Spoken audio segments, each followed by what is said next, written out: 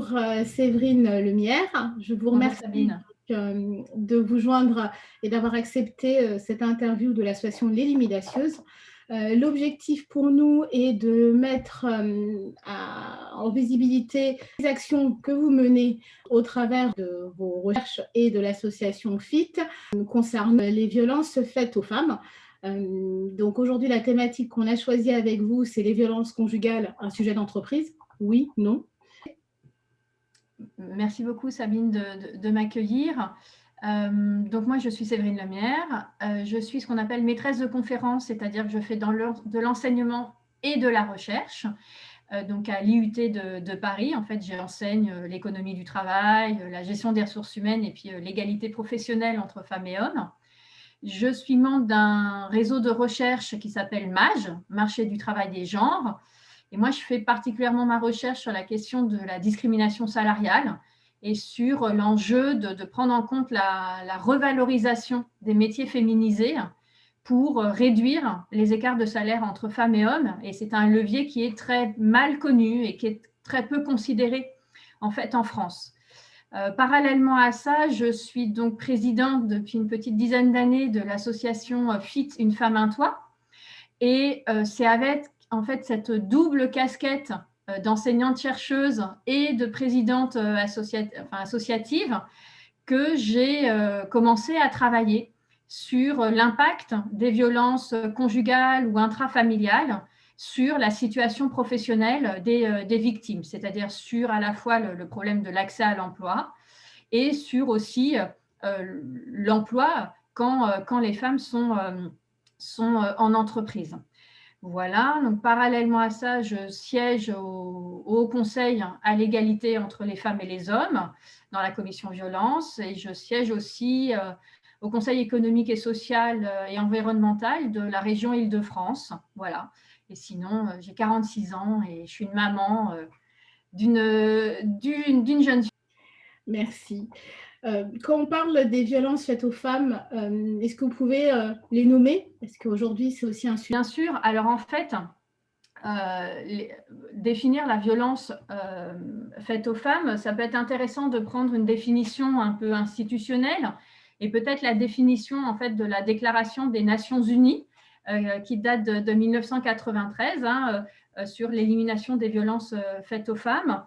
Alors qu'est-ce qu'elle dit cette définition? Elle dit que la violence faite aux femmes désigne tout acte de violence, donc c'est acte de violence fondé sur l'appartenance au sexe féminin et donc qui peut causer des dommages, des souffrances physiques, sexuelles, psychologiques. Donc on a tout le champ physique, sexuel, psychologique, mais ça comprend aussi la menace d'actes de violence. Donc ce n'est pas que la violence effective, c'est aussi la menace d'actes de violence, la contrainte et la privation arbitraire de liberté, que ce soit dans la sphère publique et dans la sphère privée. Donc il y a vraiment l'ensemble du périmètre. Ce qui est important à retenir aussi, c'est qu'en fait, c'est l'ensemble de la violence qui en fait freine, empêche l'émancipation des femmes. Donc ça, c'est un élément important.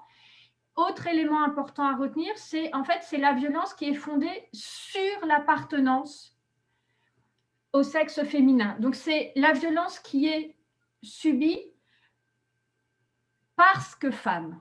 D'accord? Donc c'est très, vous voyez, par exemple, les hommes et les femmes peuvent se faire attaquer dans la rue, voler une voiture, par exemple, ou son sac à main. Ça ne rentre pas là-dedans.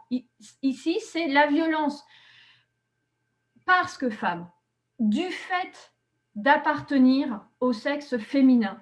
Donc, c'est important de comprendre en fait que les violences faites aux femmes, elles sont une manifestation des inégalités de genre. C'est-à-dire, elles sont en fait la manifestation extrême des inégalités entre femmes et hommes et des rapports sociaux différenciés, inégalitaires, hiérarchisés entre les femmes et les hommes.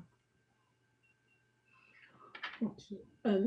Donc aujourd'hui, quel est l'impact dans les entreprises de ces violences? En fait, ce qui est important d'avoir à l'esprit, c'est qu'une femme victime de violences conjugales, donc sous l'emprise de son conjoint, qui subit tout un tas de violences, c'est-à-dire les violences conjugales, elles sont multiples, hein, ça va être à la fois des violences physiques, sexuelles, mais aussi psychologiques, verbales, ça va être aussi des violences économiques, le fait de s'approprier le salaire de madame, des violences administratives, le fait que on lui supprime ses papiers, son nom n'apparaît pas dans le bail de location, il y a tout un tas de violences. Le fait de subir des violences chez soi, c'est-à-dire dans son couple, dans sa famille, eh bien, en fait, ça passe la porte de l'entreprise. C'est-à-dire que moi, j'utilise cette expression, c'est-à-dire que les violences conjugales ou intrafamiliales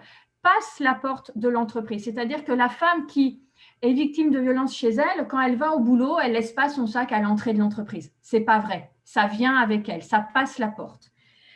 Alors, comment ça passe la porte? C'est-à-dire les violences subies dans le couple, dans la famille, va générer une extrême fatigue. Donc, elle va être épuisée physiquement, émotionnellement. Elle va donc éventuellement avoir du mal à assumer sa charge de travail. Les enquêtes à l'international, parce qu'en fait, il y a beaucoup d'enquêtes à l'international, malheureusement pas en France vraiment, mais à l'international, montrent que la très grande majorité des victimes de violences conjugales, par exemple, ont du mal à se concentrer au travail. Ça impacte leur productivité. Une femme qui, au contraire, se surinvestissent complètement au travail. Ça, il y en a plein, hein. Il y en a aussi, hein, qui veulent absolument pas que ça se voit et qui surinvestissent le travail. Il va y avoir aussi de l'absentéisme, c'est-à-dire du fait des violences subies. Il va y avoir des arrêts maladie. Là aussi, les enquêtes montrent que les femmes victimes de violences conjugales sont davantage en arrêt que les autres femmes. Mais elles peuvent être aussi en retard ou absentes à cause de l'auteur, c'est-à-dire que l'auteur, vous voyez, la veille, il dit oui, t'inquiète pas, j'amène les enfants demain matin, et puis 2 secondes avant de partir, il dit ah ben non, j'y vais pas.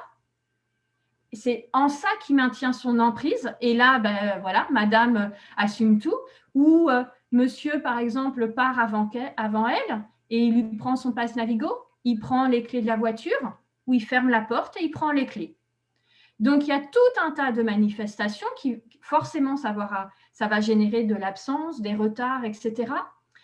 Il peut y avoir aussi le fait que même quand, par exemple, madame a réussi à partir, à se séparer, eh bien, le lieu de travail reste un lieu connu de l'auteur. Donc, elle peut être aussi suivie sur le chemin, attendue à la sortie. Donc, forcément, ça va générer de l'inquiétude, du stress, une hypervigilance. Après, bien sûr, l'auteur peut continuer son emprise par du harcèlement pendant le temps de travail, notamment par le téléphone, d'accord? Voilà, en réunion, si la réunion elle dure 5 minutes de plus, madame, elle va pouvoir peut-être recevoir 30 SMS en 1 heure, chercher à appeler. Il va chercher à appeler sur son poste, et puis quand elle ne répond pas à son poste, il va appeler le standard, il va appeler le collègue, et la collègue va dire « Ah, tu sais, Micheline, ton mari cherche à te joindre ». Donc, il va continuer à faire ce harcèlement, cette emprise pendant le temps de travail, et éventuellement sur le lieu de travail, en voulant venir, en attendant sur le parking. Et là, il y a un vrai enjeu aussi de sécurité, et qui est une des responsabilités de l'employeur, assumer la sécurité sur le lieu de travail. Comment on fait, par exemple, sur les lieux de travail ouverts, dans les grands magasins, quand le conjoint ou l'ex-conjoint, il est dans le rayon d'à côté et il attend toute une demi-journée? C'est des vraies questions qui se posent. Donc forcément, ça a des conséquences sur le travail. Une femme victime de violence aussi, elle va avoir du mal à répondre aux attentes de son manager, de son employeur, par rapport à modifier ses horaires, elle ne peut pas modifier ses horaires comme ça. C'est-à-dire, oh, on n'a pas fini ce dossier, est-ce que tu peux rester une demi-heure de plus? Ça, ce n'est pas possible parce qu'en fait, l'auteur contrôle ses horaires. Il vérifie si elle est bien dans le bus à telle heure, elle est bien rentrée à la maison à telle heure, et si c'est 5 minutes d'écart ou 10 minutes d'écart, elle sait que ça va être compliqué, que ça va potentiellement dégénérer. Donc, modifier ses horaires, ce n'est pas possible. Elle peut au contraire, voilà, c'est-à-dire que, par exemple, sur les enfants, il devait aller les chercher, et puis en fait, il n'y va pas, et il appelle 5 minutes avant, dit, en fait, j'y vais pas. Et là, d'un seul coup, elle plie tout ça et elle part. Les femmes victimes de violences, elles ont beaucoup de mal à partir en déplacement. Donc, partir en déplacement, ça veut dire ne pas être mobile. Ça veut dire éventuellement renoncer à aller faire des formations. Donc, il y a pire que ça. C'est-à-dire que bien souvent, ce qui est problématique, c'est qu'une femme victime de violences conjugales, elle va progressivement, éventuellement, devenir une mauvaise collègue. Parce qu'elle ne peut pas changer ses horaires, parce qu'elle s'absente, parce qu'elle commence à faire des erreurs, parce qu'elle part comme ça. Et puis en plus, vous savez, elle n'est pas sympa. Elle vient jamais boire un verre après. Elle vient jamais au pot. Elle vient jamais au truc en dehors du travail. Donc, il y a un risque en plus de stigmatisation de fait de devenir une mauvaise collègue, ce qui va avoir deux conséquences. Les enquêtes à l'international montrent quand même les risques d'être sanctionnée au travail, de perdre son travail, des vrais risques. Et autre risque, c'est d'être isolé dans son collectif de travail. Or, les violences conjugales isolent les femmes. C'est comme ça que fonctionnent les auteurs, en isolant les femmes. Et si en plus au travail, il y a cet isolement parce que je deviens la mauvaise collègue, alors là, c'est la double peine. D'accord? Donc ça, c'est très important de se rendre compte des risques importants de comment ça passe l'entreprise.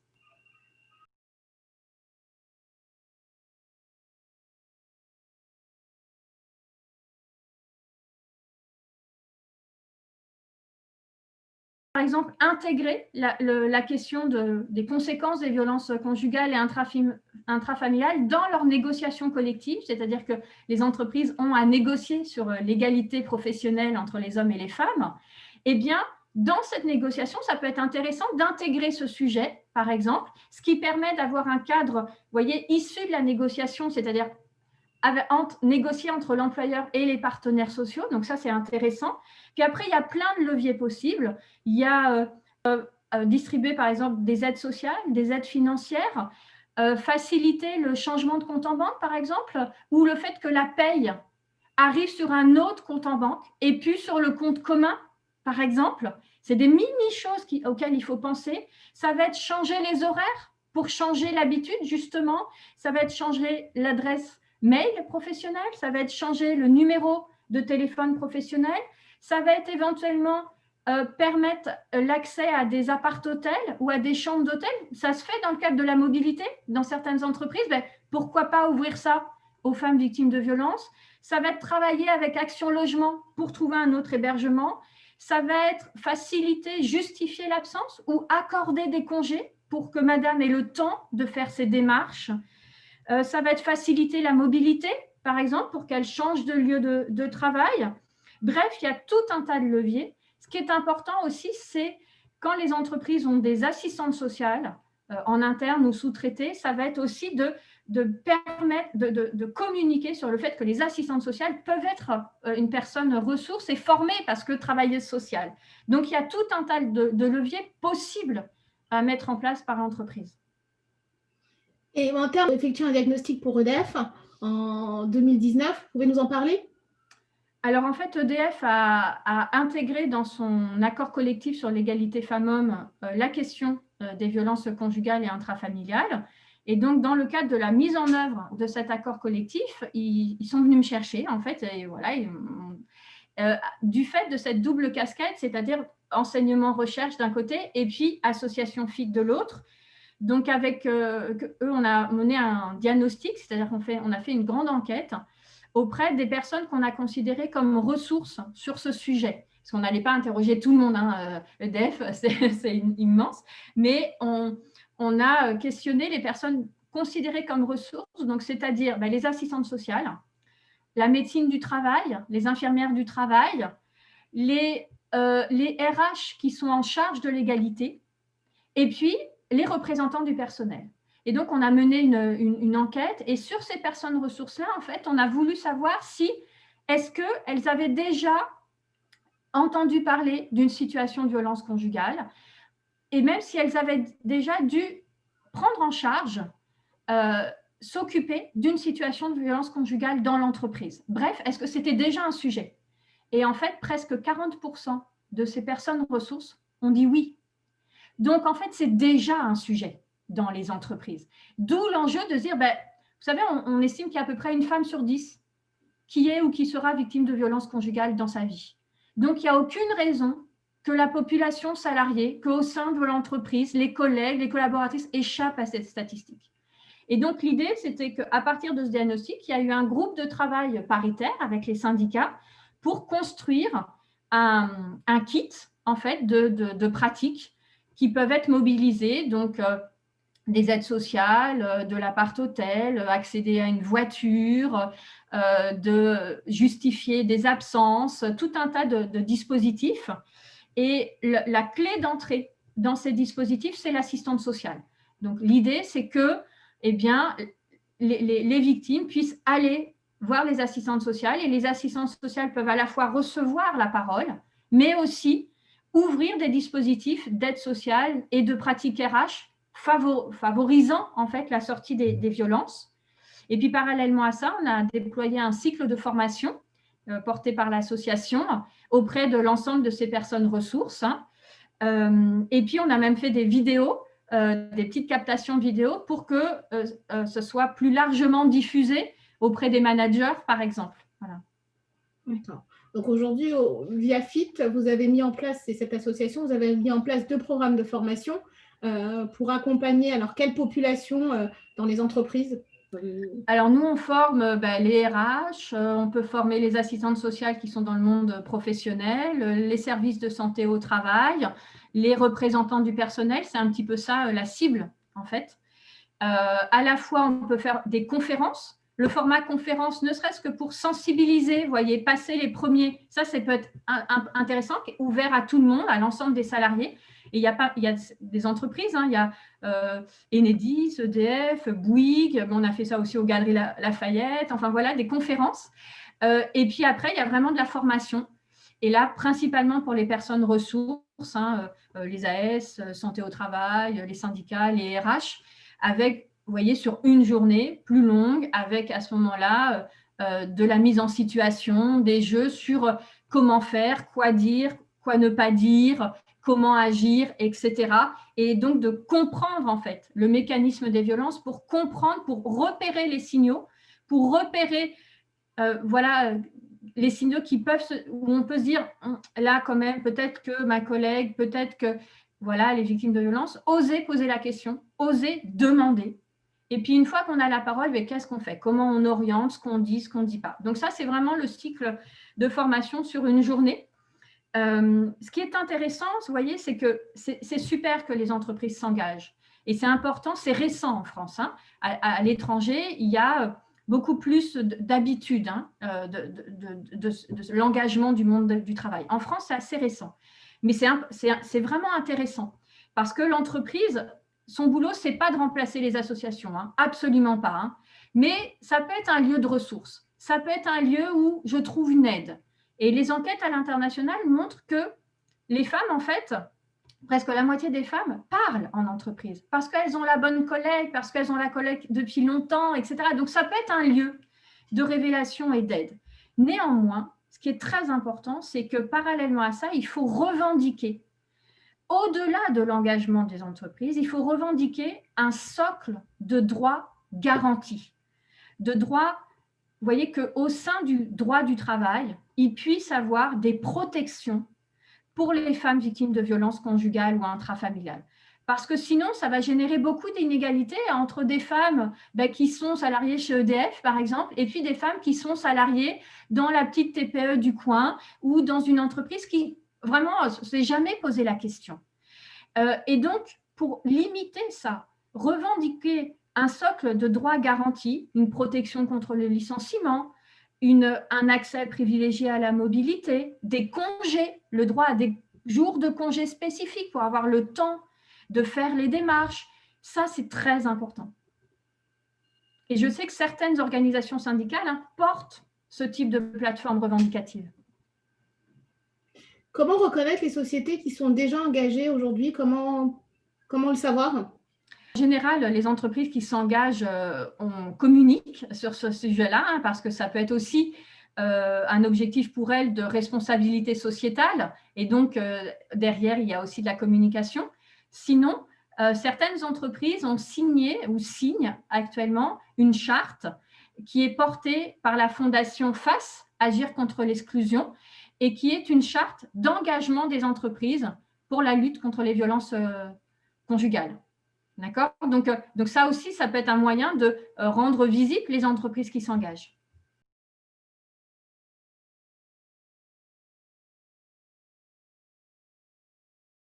Des congés, par exemple. Il y a des congés qui existent dans certains pays. Le levier qui pourrait être intéressant, c'est qu'actuellement, il y a l'OIT, en fait, a mis en place une convention sur le harcèlement sexuel au travail en juin 2019.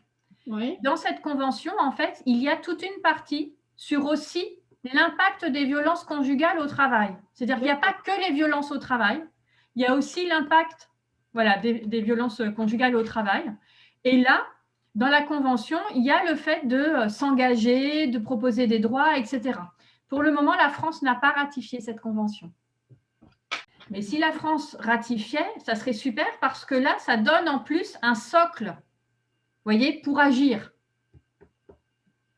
Parce qu'il y a la convention, puis à côté, il y a tout un cadre, il y a un guide méthodo avec plein d'idées, tout ça et tout. Donc là, ça peut permettre aussi de faciliter l'action des entreprises et éventuellement des possibilités du législateur. Ce qu'on a réussi à intégrer simplement, c'est que par exemple, aujourd'hui, l'épargne salariale, 6 mois, on peut débloquer sur le motif des violences conjugales. D'accord. Quel est le document qui justifie? En fait, le gros problème qu'on avait, c'est que derrière, c'est les banques et les assurances. Et donc, pour débloquer de l'argent, il faut une preuve juridique, quoi. Et ce n'est pas avec une plainte qu'on va voir son employeur aujourd'hui. En fait, par exemple, EDF a fait le choix de pouvoir débloquer des aides sans dépôt de plainte.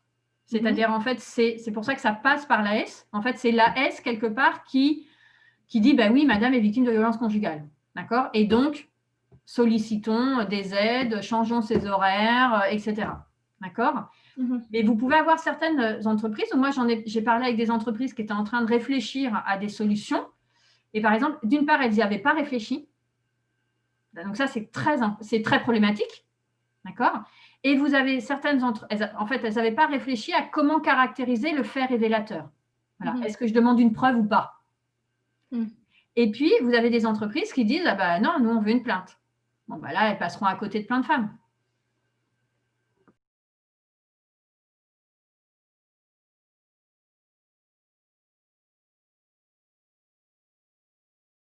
En même temps, il faut faire très attention de ne pas se mettre dans la posture de la sauveuse. Voilà. Si vous avez une collègue, si vous posez la question, si vous avez une collègue qui vous le dit, vous devenez pas superwoman.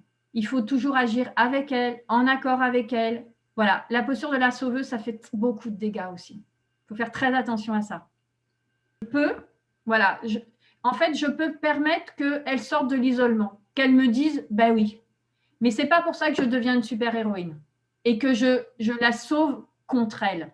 Parce que si je fais sans elle, en fait, je fais contre elle. Et dans ces cas-là, je fais comme l'agresseur. Merci beaucoup, Séverine. Merci beaucoup, Sabine.